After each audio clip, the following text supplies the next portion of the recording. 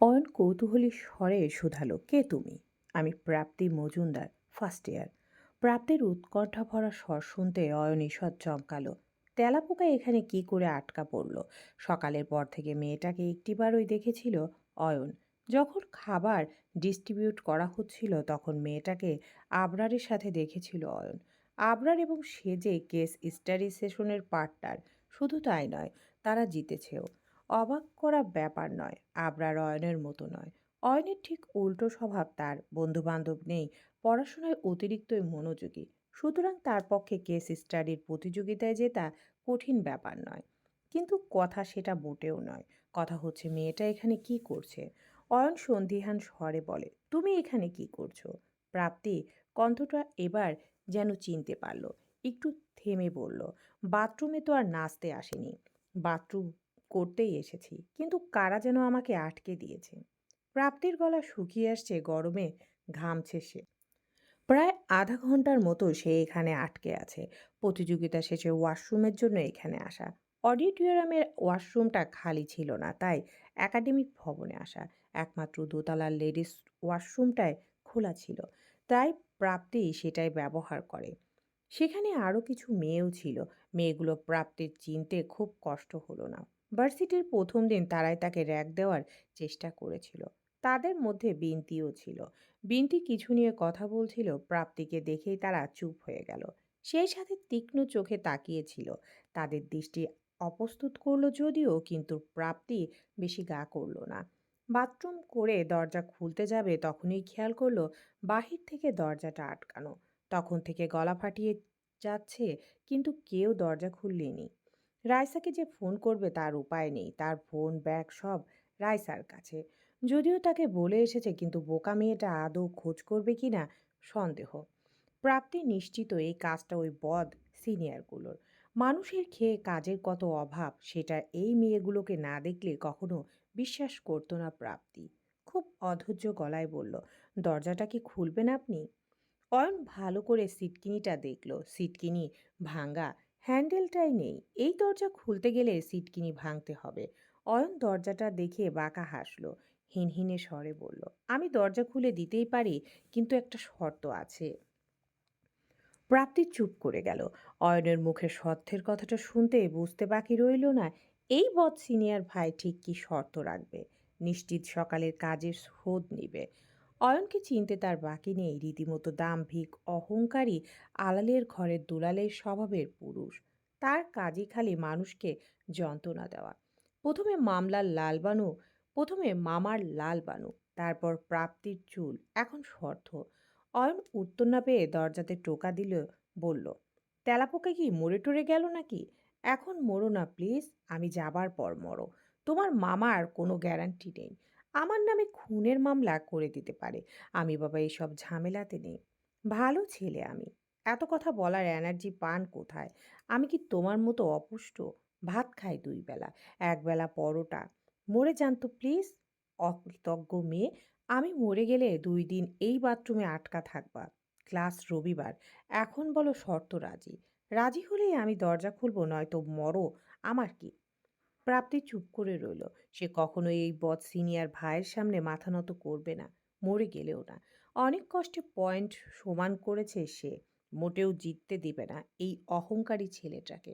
প্রাপ্তির সাড়া না পেয়ে অয়ন ফোঁস আফসোসের সুরে বলল, সুযোগ দিয়েছিলাম, তুমি নিলে না, কি করার? সন্ধে হচ্ছে, আমি যাই। গুড নাইট তেলাপোকা। কথাটা শোনার পরপরই পায়ের শব্দ শোনা গেল। সিনিয়রটা সত্যি চলে গেল। কতটা অকৃতজ্ঞ। সকালে প্রাপ্তি সাহায্য করলো, অথচ একটা ধন্যবাদ তো দিলই না। এখন সাহায্যও করলো না। প্রাপ্তির এমন স্বার্থপর মানুষের মুখ দ্বিতীয়বার দেখার কোনো ইচ্ছে নেই। একদম নীরবতা, কোনো শব্দ নেই মানুষের। প্রাপ্তি দীর্ঘশ্বাস ফেলল। সত্যি সত্যি 2 দিন বাথরুমে আটকে থাকতে হবে। ছোটবেলায় একবার ছুটির ঘন্টা সিনেমাটা দেখেছিল প্রাপ্তি। সিনেমাটা মস্তিষ্কের প্রতিটি কোষে একেবারে ছেপে গিয়েছে। সেই থেকে কোনো জায়গায় আটকে যাওয়া ব্যাপারটাকে খুব ভয় পায় প্রাপ্তি। অজান্তেই ঘামতে লাগলো, ভয় করছে। বাথরুমের লাইটটা ঠিকমতো জ্বলছে না। এই অন্ধকারে জনশূন্য বিল্ডিংয়ে কি করে থাকবে প্রাপ্তি? মামি এই নিয়ে নিশ্চিত একটা গন্ডগোল পাকাবেন। মামি শুধু ছুতো খুঁজছেন কখন প্রাপ্তিকে দু কথা শোনানো যায়। অনেকগুলো চিন্তা একের সাথে হানা দিল প্রাপ্তির মস্তিষ্কে। প্রাপ্তি নিজেকে সান্ত্বনা দিল, রিল্যাক্স রিল্যাক্স, কিচ্ছু হয়নি, কিচ্ছু না, থিঙ্ক থিঙ্ক। প্রাপ্তি মনে মনে ঠিক করলো সে ধাক্কা দিবে, একটা সময় সিটকিনি খুলেও যেতে পারে। ঠিক তখনই ধারাম করে একটা শব্দ হলো, আর দরজাটা খুলে গেল। প্রাপ্তির মনে চেপে থাকা ভয়টা কেটে গেল মুহূর্তেই। দরজাটা খুলতেই দেখলো আয়েন বুকে হাত বেঁধে দেওয়ালে হেলান দিয়ে দাঁড়িয়ে আছে, তার ঠোঁটে দুষ্টু হাসি। প্রাপ্তির হতভম্ব মুখটা তাকে আনন্দ দিচ্ছে। প্রাপ্তি বাথরুম থেকে বের হতেই বলল, জনদরদি মানুষ আমি, কোমল হৃদয়, তাই তোমার উপর দয়া হলো। আমি কি আপনার দয়া চেয়েছি? মাঝে মাঝে একটু সোয়াব কামাতে ইচ্ছে হয়, জান্নাতের হুড়পড়ি পাওয়ার চান্স বেড়ে যায়। তুমি বুঝবা না, অনেক হাই থটের ব্যাপার স্যাপার। যাক, মনে রেখো এই আয়ন ভাই তোমাকে আজ বিপদ থেকে রক্ষা করেছে। আমাকে এখন থেকে স্যার বলবা, ঠিক আছে খুকি? প্রাপ্তি চোখ মুখ খিচিয়ে তাকিয়ে রইল অয়নের দিকে। অয়ন তার ক্ষিপ্ত দৃষ্টিতে পাত্তা দিল না। পকেটে হাত ঢুকিয়ে হাঁটতে শুরু করলো। তারপর আবার একটু থেমে বলল, কি হলো? এখানেই থাকার চিন্তা ভাবনা আছে নাকি? শুনেছি এই বাথরুমে ভূত আছে। থাকতে হলে থাকো, আমার কি? প্রাপ্তি গাল ফুলিয়ে দীর্ঘশ্বাস ফেলল। নিজের রাগ সামলালো। অন্য কেউ হলে ধন্যবাদ অবশ্যই দিত, কিন্তু অয়নকে ধন্যবাদ কখনোই দিবে না সে। এই ছেলের ভরসা নেই, কখন কোথায় শোধ তুলে বসে কে জানে। রাইসা চিন্তায় চিন্তায় পাগল প্রায়। পাপ্তিকে সে খুঁজে পাচ্ছে না। মেয়েটা ওয়াশরুমের কথা বলে 1টা ঘন্টা ধরে গায়েব। ফোন প্রাস সবই তো তার কাছে। কোনো একাডেমিকে গিয়েছে সেটাও বলে যায়নি। ভার্সিটিতে মোট 4টা একাডেমিক বিল্ডিং, এখন কোথায় খুঁজবে? অডিটোরিয়ামের বাহিরে পায়চারি করছিল সে চিন্তায়। এত পায়চারি করছে যে নিশ্চিত ওজন কমে যাবে তার। তখনই দেখলো প্রাপ্তি এবং অয়ন পাশাপাশি হেঁটে আসছে। রাইসার মুখ হা হয়ে গেল। সে কি অষ্টম কোনো আশ্চর্য দেখছে? ট্যাম্প আর চিংফিং চিনফিন হাত মেলালো নাকি? বিশ্বযুদ্ধ বন্ধ? রাইসার প্রাপ্তিকে দেখতেই এগিয়ে এলো। একবার অয়নের দিকে তাকিয়ে প্রাপ্তির উদ্দেশ্যে উৎকণ্ঠিত স্বরে শুধালো, কোথায় ছিলি? আমি অস্থির হয়ে গিয়েছিলাম। দেরি কি সাধে হয়েছে? কয়েকটা ফাজিল দরজা আটকে দিয়েছিল। বলে আর চোখে একবার অয়নের দিকে তাকালো প্রাপ্তি। অয়ন সেই দৃষ্টি অনুধাবন করেই বলে উঠল, এই আমার দিকে তাকাচ্ছ কেন? আমি আটকেছি নাকি? প্রাপ্তি উত্তর দিল না। রায়সার থেকে নিজের জিনিসপত্র নিয়ে বলল, আমি আসছি, আজান দিচ্ছে। অয়ন তখন একটা রিকশা ডাক দিল প্রাপ্তির উদ্দেশ্যে, বলল, উঠে পড়ো। প্রাপ্তি সুচলো নয়নে চাইল, সে হেসে বলল, রিকশা ডেকে দিয়েছি, চালিয়ে নিয়ে যাব না, আবার ভাড়াও দিব না। সিনিয়র হিসাবে একটু হেল্প করলাম আর কি। উঠবে না? হেঁটে যাবে মেইন গেট পর্যন্ত? আমার রাগ অহেতুক নিজের পা রিকশাওয়ালা মামার পেটের উপর দিও না। অন্য সময় হলে প্রাপ্তি রিকশায় উঠতো না, হয়তো হেঁটেই যেত, কিন্তু এখন বাসায় যাওয়া প্রয়োজন। তাই না বলেই তাই কথা না বলেই রিকশায় উঠে পড়ল। রিকশা চলল নিজ গন্তব্যে। অয়ন রাইসার উদ্দেশ্যে বলল, তোমার তো সেই ট্যালেন্ট, একবারে ভেঞ্চির ফিমেল ভার্সন। তেলাপোকাকে মোনালিসা বানিয়ে দিয়েছ। বুঝলাম না ভাইয়া। দ্বিধান্বিত স্বরে শুধালো রাইসা। অয়ন হেসে বলল, কিছু না। বলেই পকেটে হাত ঢুকিয়ে শীষ বাজাতে বাজাতে পকেট গেটের উদ্দেশ্যে পা বাড়ালো। রায়সার তখন মনে পড়ল সে তো বলতেই ভুলে গেছে আবরার ভাই পাপ্তিকে খুঁজছিল। মিরাজ বিছানায় বসে বই পড়ছিল দূরে কোথাও। বইটা মনোযোগ দিয়ে পড়ছে সে। আগামী 2 দিন বই পড়েই দিন কাটাবে সে। যদিও চেয়েছিল মব এবং পাপ্তিকে নিয়ে একটু ঘুরতে যাবে, কিন্তু মা ব্যাপারটাকে ভালো চোখে দেখবেন না। সন্ধ্যায় পাপ্তিকে মুখ ফসকে বলে ফেলেছিল, তোমাকে তো খুব সুন্দর লাগছে প্রাপ্তি, সারি সুইটস ইউ।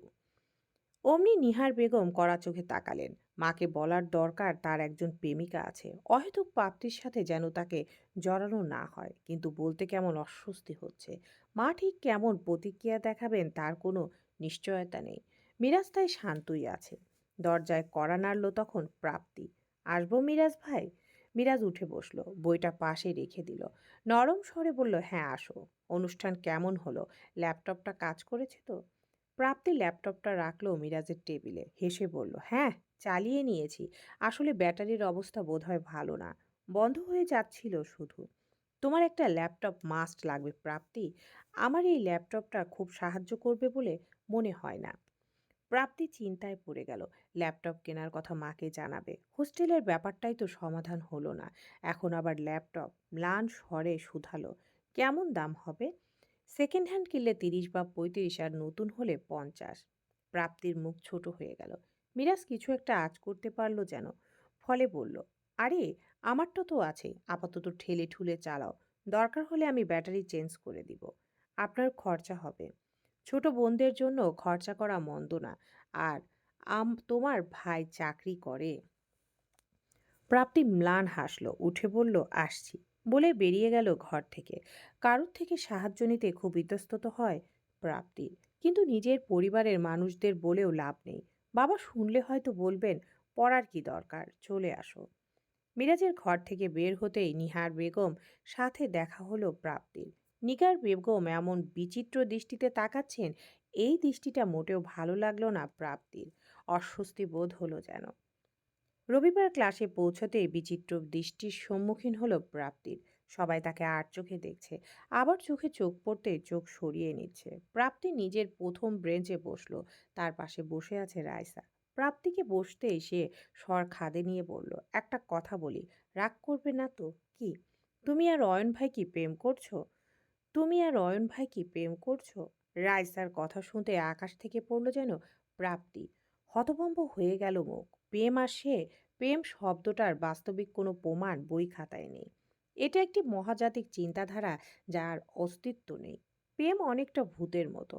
ভূতের যেমন কোনো অস্তিত্ব বিজ্ঞানীরা আবিষ্কার করতে পারেনি, তেমন প্রেমেরও কোনো অস্তিত্ব বিজ্ঞানীরা আবিষ্কার করতে পারেনি। সবই মস্তিষ্কের হরমোনাল গোলযোগ।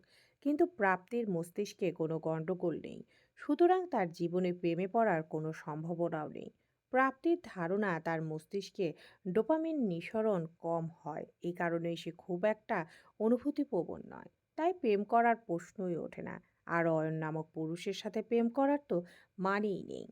এই তো প্রোগ্রামের আগে সে তাকে বিভিন্ন মেয়েদের সাথে দেখেছে, হেসে হেসে ছবি তুলছে। মেয়েরা তাকে মাছির মতো ঘিরে থাকে, সেও সবার মধ্যমণি সেজে বসে থাকে। সেই সাথে অহংকারী দেমাগী বদের হাড্ডি এমন পুরুষের সাথে সে কখনোই প্রেম করবে না। ফলে এক প্রকার চেঁচিয়ে বলল, আমাকে কি পাগলা কুকুরে কামড়েছে? রাইসা মুখ ভোঁতা করে বলল, আমি গেস করছিলাম এমন কিছু না। কিন্তু? কিন্তু কি? রাইসার সাথে সাথে ফোনটা বের করে ধরল প্রাপ্তির সামনে। ফেসবুক নামক সোশ্যাল মিডিয়া প্ল্যাটফর্মের একটি ছবি বের করে দেখালো রাইসা। সম্ভবত পোস্ট করা হয়েছে, অ্যানোনিমাস মেম্বার পোস্টটি করেছে। ছবিটি তার ক্যাপশনে দেওয়া, to Prapti CSE 24 from senior ভাই। এই যে তন্দাহরিণী, হ্যাঁ তন্দাহরিণী, কারণ আমার উদাসীন স্বর্ণ ছাড়া তন্দালু জীবনে তুমি ভূমিকম্পর মতো এসেছো। বেপরোয়া আমি অগছলা তুমিতে কি করে বুধ হলাম সেই উত্তরটা খুঁজে পাচ্ছি না। হয়তো একটা জীবন এই উত্তর খুঁজতেই কেটে যাবে। তাই বৃথা চেষ্টা করব না, কখন কিভাবে জানি না। তবে তোমার ব্যক্তিত্বটাই এতটা জোরালো যে আমাকে নতি স্বীকার করতেই হলো। যে কেউ দেখলে মনে করবে আমাদের মধ্যে শুধু বৈরতা বিদ্যমান, কারণ সবার মতে আমি তোমাকে অপছন্দ করি। অথচ শঙ্খতারার আঁচল তলে এক মুঠো সিন্ধু পুষ্প নাকি অগোছালো ঘনকেশের আড়ালে লুকোইত এক চিলতে হাসি। কে বেশি সুন্দর যদি জিজ্ঞেস করো, তবে বলবো সেই হাসির জন্য হাজারো সিন্ধু পুষ্পের মায়াও তুচ্ছ। বুঝলে? আমি জানি তোমার মাথায় কিছুই ঢোকেনি, কিচ্ছু বোঝনি, লাগবে না বোঝা। তবে ধন্যবাদ গতকালের জন্য। সেমিনারের তোমার সাথে কাটানো সময়টুকু সারাদিন মনে থাকবে। এভাবেই তোমার পাশে দাঁড়াতে চায়, সুযোগ দিবে তন্দাহরণী। ইতি তোমার শত্রু, সিনিয়র ভাই। ক্যাপশন পড়তে প্রাপ্তির মুখ হা হয়ে গেল। ছবিতে প্রাপ্তির চুলে উড়ে তার মুখের উপর আসছিল, তার ঠোঁটে হালকা হাসি। ছবিটা সেমিনারের উপস্থাপনার সময় তোলা। রাইসা বলল, ক্রাশ অ্যান্ড কনফেশন গ্রুপে এটা পোস্ট করার পর থেকেই হাঙ্গামা হয়ে গেছে। নিচের কমেন্টগুলো পড়ো। প্রাপ্তি ফোনটা হাতে নিল। সত্যি সত্যি অদ্ভুত সব কমেন্ট। প্রেম ভালোবাসা সব ধোঁকা, সত্যের পথে ফিরে আসো। আগামী ফাগুনে কি তবে দ্বিগুণ হতে যাচ্ছে? এমন রচনা এককালে আমরাও লিখেছি। আমাদের ডিপার্টমেন্টের মেয়ে তো দেখছি সবার কপালে শুধু সিন্ধু পুষ্প কপালেই জুটে, আমাদের কপালে তো ঝাউ ফুলও ফোটে না। এই কমেন্টগুলোর নিচে একটি কমেন্ট ছিল, মেয়েটিকে চেনা চেনা লাগছে। আরে এই মেয়ে মোতালেব স্যারের ভাগ্নি না? ব্যাস, ওখান থেকেই সবাই চিনে গেল এই নারী প্রাপ্তি। অনেকে তো সেই কমেন্টের রিপ্লাইয়ে লিখল, কাক কাক ময়ূর সাজলো কিভাবে? এটা কি মেকআপের কামাল নাকি? সিনিয়র ভাইয়ের প্রেমের জাদু? কিন্তু কথা হচ্ছে সিনিয়র ভাইটিকে সামহাও আয়ন ভাইয়া না তো? এই কমেন্টের নিচে শুধু অয়নকে ট্যাগ করা। কেউ কেউ তাদের সেমিনারের কাপল ছবিও পোস্টের নিচে পোস্ট করেছে। এই কমেন্টের পর থেকে দ্বন্দ্ব লেগে গেছে কমেন্ট সেকশনে। এক দলের কথা, অয়ন ভাই কখনোই এই মেয়ের প্রেমে পড়তেই পারে না। যদি এটা সত্যি হয় তাহলে সত্যি বিশ্বাস করে নেব প্রেম এবং প্রেমিকা দুটোই অন্ধ। আর আরেক দল মজা লুটছে। এদের মধ্যে একটা কমেন্ট যে সর্বোচ্চ লাইক পেয়েছে তা হলো, ব্যাপার না অয়ন ভাই, সব শঙ্খতারা সিন্ধুপুষ্প উড়ে যাবে মোতালেব স্যারের মুখ দেখলে। আপনাকে শুভকামনা দিব নাকি সমবেদনা? উকিল শ্বশুর হিসাবে মোতালেব স্যার এবং যৌতুক হিসেবে লালবানু পেতে যাচ্ছেন। প্রাপ্তির আর ধৈর্যে কুলালো না এসব কমেন্ট পড়ার। প্রাপ্তির ফেসবুক অ্যাকাউন্ট আসে, পাপিয়া খুলে দিয়েছে, কিন্তু সে ব্যবহার করে না তেমন। শুধু ব্যাসের একটা চ্যাট গ্রুপ আছে, সেখানে সিয়ার নানাবিধি আপডেট আর সেটাই দেখে। রাইসার সাথেও বেশিরভাগ ফোনেই কথা বলে সে, মেসেজ টুকটাক করে, তার ধৈর্যে কুলায় না। এত সময়ও নেই সেখানে তাকে দিয়ে। এই ফেসবুক পড়ায় এত কিছু হয়ে গেছে, এই ফেসবুক পাড়ায় এত কিছু হয়ে গেছে চিন্তাও করতে পারছে না। প্রাপ্তি রাইসাকে জিজ্ঞেস করলো, এটা কে পোস্ট করেছে? জানি না, তবে এই পোস্টের পর থেকে সবাই বলাবলি করছে অয়ন ভাই করেছে। অয়ন ভাই কমেন্ট করলে হয়তো সব থেমে যেত, কিন্তু উনি কোনো কমেন্ট করেননি। প্রাপ্তির আগে গজগজ করতে করতে বলল, আমি নিশ্চিত অয়ন ভাইটাই এই কাজ করেছে, কিন্তু উনি এমন কাজ কেন করবেন? প্রাপ্তি দাঁতে দাঁত পিষে বলল, আমাকে জ্বালানোর জন্য কালকে শোধ তুলেছে। কথাটা শেষ হলো না, ক্লাসে স্যার চলে এলেন। প্রাপ্তি এই প্রথম ক্লাসে খুব মনোযোগ দিতে পারলো না। মনে হতো লাগলো সবাই যেন তাকে দেখছে, অদ্ভুত দৃষ্টিতে কৌতূহল। অনেকটা চিড়িয়াখানায় যেমন জন্তুকে দেখে না, একটা বিহিত তাকে করতেই হবে। সে সরাসরি অয়নকে প্রশ্ন করবে এই কাজ তার কিনা। দেখাই যাক সে কি উত্তর দেয়। অয়ন ক্লাসে আসলো আজ তাড়াতাড়ি। ক্লাস তখন মাছের বাজার। অয়ন ঢুকতেই সবাই তাকালো তার পানে। সকলের দৃষ্টিকে উপেক্ষা করে একটা চেয়ার টেনে গায়ে এলিয়ে বসলো সে। ব্যাগের মধ্যে শুধু ল্যাপটপ আছে আর একটা খাতা। সেই খাতাটা এই বছরের জন্য কিনেছে, তবে আদৌ কোনো কাজে লাগবে কিনা জানা নেই। অয়ন চোখ বুজেই ছিল, অমনি একজন বলে উঠল, তুমি তো খেলে দিয়েছো মামা, একেবারে শত্রুর ভাগ্নিকে সিন্ধু পুষ্প। বাই দ্য ওয়ে, সিন্ধু পুষ্প কি? অয়ন দ্বিধান্বিত চোখে তাকিয়ে আছে, সে বুঝতে পারল না ঠিক। তখনই একটি মেয়ে ক্ষিপ্র স্বরে শুধালো, অয়ন, তুই কি সত্যি সত্যি ওই ফার্স্ট ইয়ারের মেয়েটার প্রেমে পড়েছিস? এই কনফেশন তুই লিখেছিস? তুই কি পাগল হয়ে গেছিস? অয়ন এখনো কিছু বুঝতে পারছে না। রাতে তার ঘুম হয়নি ভালো। নুহাস বেয়াদবটার সাথে ঘুমানো আর একটা জলহস্তির সাথে ঘুমানো একই কথা। বিরক্তি স্বরে বলল, এত ভনিতা না করে বল কি হয়েছে? মেয়েটা ফেসবুক খুলে ক্রাশ অ্যান্ড কনফেশন পেজের পোস্ট খুলে দেখিয়ে দিল। অয়ন পোস্টটা দেখে চোখ বড় বড় করে চেয়ে রইল। এই লেখাটা তার ডায়েরির লেখা, কিন্তু কনফেশনটা সে লেখেনি। অনেকক্ষণ পোস্টার দিকে তাকিয়ে দাঁতে দাঁত পিষে বলল, নুহাসের বাচ্চা। দোস্ত বিশ্বাস কর, আমি কিছু করিনি। নুহাস পান হাতে নিয়ে ছুটছে, তার পেছনে ধাওয়া করেছে অয়ন। নুহাস কিছু করেনি, সে বিশ্বাস করতেই পারছে না। কারণ প্রাপ্তির এই ছবিটা শুধু পলাশের কাছেই ছিল। ছবিটা ক্রপ করা। পুরো ছবিটায় অয়নও পাশে দাঁড়ানো ছিল। অয়ন ছবিটা দেখা মাত্রই বলেছে, ডিলিট করে দে। নুহাসই একমাত্র মানুষ যার মাথা থেকে এমন শয়তানি বুদ্ধি বের হতে পারে। কিন্তু নুহাস চেঁচিয়ে বলছে, দোস্ত, আমার হবু বউয়ের কসম, কনফেশনটা আমি লিখিনি। অয়ন শুনল না। সে আজকে নুহাসকে বেদম মারবে, একেবারে ওর বিয়ে করার স্বাদ ভুলিয়ে দেবে। দৌড়াতে দৌড়াতে হঠাৎ ব্রেক কষতে হলো অয়নের। তার সামনে হুট করে এসে দাঁড়ালো বিনতি। মেয়েটা তার 1 বছরের জুনিয়র। মেয়েটাকে দেখেই থেমে গেল অয়ন।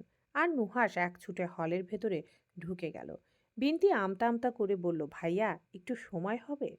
অয়ন কিছুক্ষণ হলে গেটের দিকে তাকিয়ে বিনতির দিকে চাইল। মেয়েটি ঘামছে, হাতের মাঝে দলামচা হচ্ছে তার ওড়নার তিকোন। অয়ন মৃদু স্বরে বলল, বলো ভাইয়া, কালকের কনফেশন পোস্টটা কি আপনি লিখেছেন? অয়ন কিছুক্ষণ বিনতির দিকে তাকিয়ে রইল, তারপর মিষ্টি করে হেসে বলল, কি যায় আসে? আসে কারণ আপনাকে আমার কিছু বলার আছে। অয়নের চোখের দৃষ্টি তীক্ষ্ণ হলো, ভুরু কুঞ্চিত হলো, শুভ্র কপালে পড়ল কিছু ভাঁজ। বিনতি কি বলবে সে আন্দাজ করতে পারল। আচ্ছা, মানুষ এত সহজে কি করে প্রেমে পড়ে? প্রেম কি এতই সহজ? শুধু মিষ্টি করে কথা বললেই বুঝি প্রেম হয়ে যায়? হৃদয় কাঁপলো না, ঘোর লাগলো না, কোথাও ব্যথাও হলো না। শুধু ভালো লাগাকেই প্রেম বলা যায়? এই ভালো লাগাটুকু কতদিন স্থায়ী হবে? চোখের নেশা কতদিন টিকবে? অয়নের সাথে মনে হয় প্রেম মানে একটা সাধনা। সেই সাধনাটা করতে হয় যত্ন করে। অনেকটা গাছের মতো। গাছ যেমন একদিনেই বড় হয় না, প্রেমও তেমন একদিনে গভীর হয় না। আবার বিশাল বৃক্ষের শিকড় যেমন মাটির গভীরে নিজের বিস্তার ঘটায়, প্রেমের বিস্তারও শরীরের প্রতিটি শিরায় শিরায় হয়, প্রতিটি স্পন্দনে। তখন সে প্রেম জীবন থেকে উপড়ে ফেলার উপায়ও থাকে না। মানুষ ধ্বংস হয়ে যায়, তবে প্রেম নয়। যদি প্রেমের অনুভূতিটা এমনই নাই হবে, তবে কিসের প্রেম? অয়নের বিশ্বাস এমন প্রেম কেউ করতে পারে না, পারবে না। তাদের ইনফ্যাচুয়েশন কিছুদিন পরই গায়েব হয়ে যাবে। যেমনটা তার বাবা মার হয়েছে। তারা ঠুনকো মোহে বিয়ে করলো, তারপর তাদের প্রেম একদিন উবে গেছে। মাঝ থেকে থেকে গেছে ঘৃণা, কোন্দল, ঝগড়া। মা নিজের সুখ খুঁজে নিল, বাবা তার সুখ খুঁজে নিল। মাঝে একটা 7 বছরের শিশু বরণ করে নিল একাকিত্ব। অয়ন মৃদু হেসে বলল, বিন্তি, কিছু বলো না। অহেতুক একটা মেয়েকে কাঁদতে দেখতে আমার ভালো লাগবে না। তাই কিছু বলো না। কিন্তু আপনি তো সিঙ্গেল, তাই নয় কি? অয়ন চুপ করে রইল। বিন্তি তখন ভাঙা স্বরে বলল, আমি কি দেখতে খারাপ অয়ন ভাই? না তো। আমার সাথে প্রেম করা যায় না কেন? অবশ্যই যায়। বরং যে তোমাকে ভালোবাসবে সে অনেক ভাগ্যবান হবে। তাহলে আপনি কেন আমার প্রেম নিবেদন শুনতেও চাইছেন না? অয়ন বুঝলো এই মেয়েকে বোঝানো খুব কষ্টকর। তাই সে বলল, আমি আমার প্রেমটা একজনের জন্য তুলে রাখছি। আমার হৃদয়ের সবটুকু ভালোবাসা শুধু তার জন্য। কে সে? নাম বলতেই হবে? হ্যাঁ, হবে। নয়তো ভাববো আপনি আমাকে অহেতুক কাটানোর জন্য মিথ্যে বলছেন। তাতে কি যায় আসে? আমার আসে। আপনার রিজেকশন আমার খুব অপমানিত বোধ হচ্ছে। নিজেকে খুব ছোট মনে হচ্ছে। ইচ্ছে করছে মরে যেতে। তাই আপনাকে বলতেই হবে আপনি কাকে ভালোবাসেন। অয়ন কিছু একটা ভেবে বলল, আমি আসলে প্রাপ্তির প্রেমে পড়েছি। তাই তো গতকালকে কনফিউশন পেজে পোস্টটা লিখেছি। কথাটা শেষ করতে পারল না অয়ন। চোখ বিস্ফোরিত হলো যখন দেখল বিনতির পেছনে হতভম্ব হয়ে দাঁড়িয়ে রয়েছে রাইসা এবং প্রাপ্তি। চলবে।